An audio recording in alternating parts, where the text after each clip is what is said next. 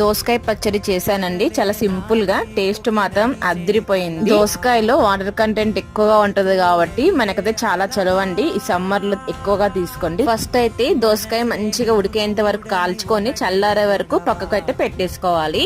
తర్వాత కడాయిలో కొంచెం ఆయిల్ తీసుకొని పచ్చిమిర్చి, వెల్లిపాయ, జీలకర్ర, ధనియాలు వేసి బాగా ఫ్రై చేసుకొని గోల్డెన్ బ్రౌన్ వచ్చేసరికి ఫ్రై చేసుకొని చల్లారే వరకు పక్కకు పెట్టుకోవాలి. ఈ లోపు చల్లగా అయిన దోసకాయని బాగా వాష్ చేసుకొని చిన్న చిన్న ముక్కలుగా అయితే కట్ చేసి పెట్టుకోవాలి. ఫస్ట్ అయితే పచ్చిమిర్చి, వెల్లిపాయనైతే మిక్సీ అయితే పట్టుకోవాలి. మిక్సీ పట్టిన తర్వాత ఇప్పుడు దోసకాయ ముక్కలు కూడా యాడ్ చేసుకొని ఒక పల్స్ ఇచ్చేసుకోవాలి. ఫైనల్ గా కొంచెం కొత్తిమీర, కరివేపాకు వేసుకొని కూడా పచ్చగా మిక్సీ అయితే పట్టుకోవాలి. ఫైనల్ గా తాలింపు పెట్టుకొని టేస్ట్ తగినంత ఉప్పు కలుపుకుంటే మనకైతే దోసకాయ పచ్చడి అయితే రెడీ అవుతుందండి. 2 పూటలు ఈ దోసకాయ పచ్చడితో తింటారు, అంత టేస్ట్ ఉంటది. ఈ రెసిపీ నచ్చినట్లయితే ఒక లైక్ అయితే ఇవ్వండి.